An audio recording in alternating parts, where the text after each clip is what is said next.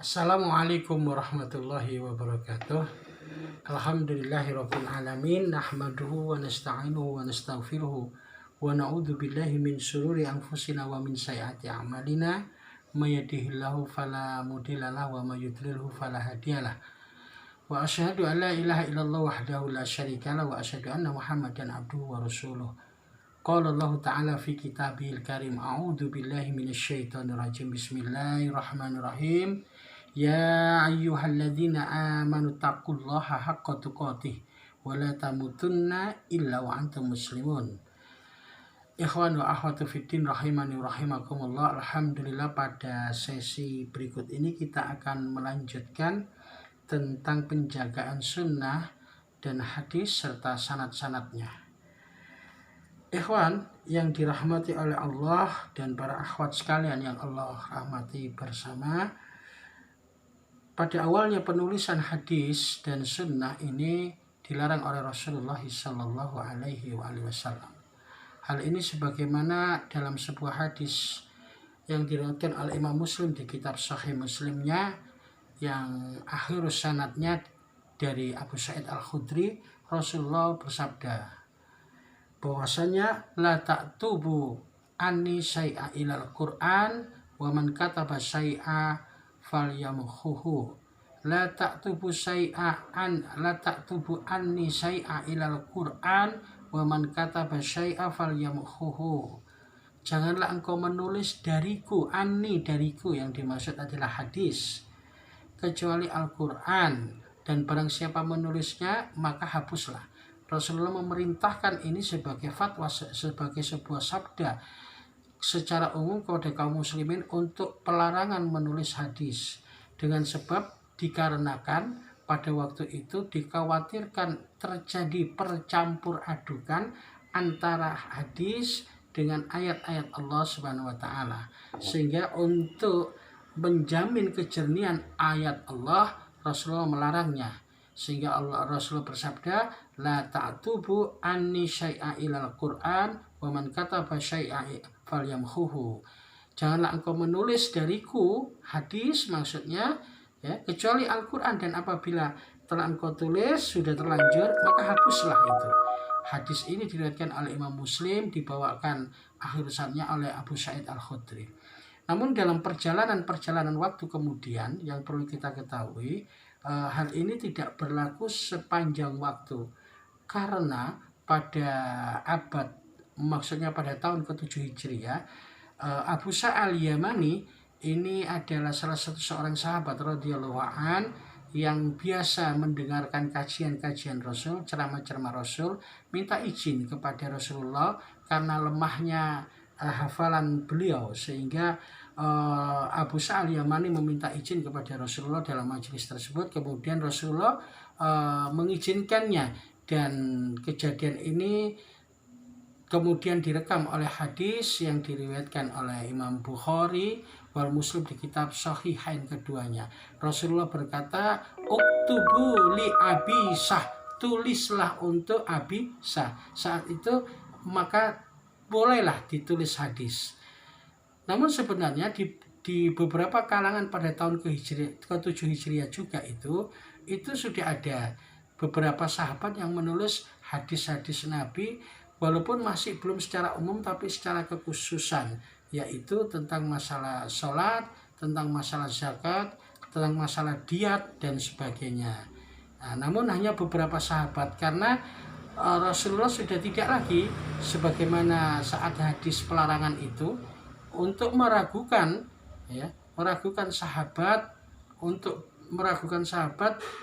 atas khawatirnya terjadi percampuran antara ayat dengan hadis. Nah, sehingga hadis yang melarang tentang penulisan hadis oleh Rasulullah ini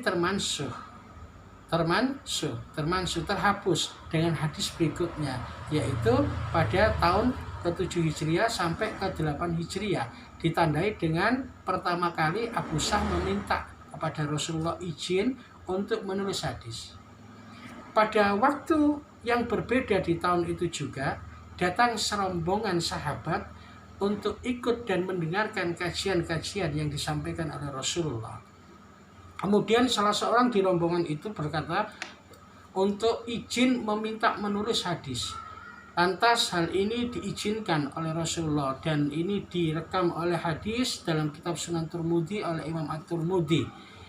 Kemudian Rasulullah berkata, "Ista'in biyaminika," tulislah dengan tangan kananmu. Nah, tentu yang dimaksud ditulis ini adalah ceramah-ceramah Rasulullah, kajian-kajian Rasulullah sallallahu alaihi wasallam. Ikhwan wa akhwatu fiddin rahimani wa rahimakumullah. Itulah pada awal ceritanya kemudian terjadinya pembolehan untuk menulis hadis saat sudah tidak diragukan lagi oleh Nabi. Kaum muslimin sudah pada pandai bisa memisahkan mana ayat dan mana hadis Rasulullah sallallahu alaihi wasallam. Sehingga ulama kemudian menyimpulkan bahwasanya hadis pelarangan ini adalah termansuh, sudah tidak lagi berlaku dengan adanya hadis dan sabda beliau yang baru. Kemudian penulisan hadis pada saat itu masih bersifat personifikasi, masih bersifat pribadi, belum diumumkan secara resmi. Penulisan hadis diumumkan maksud saya secara resmi baru pada masa Amirul Mukminin Khalifah Umar bin Abdul Aziz.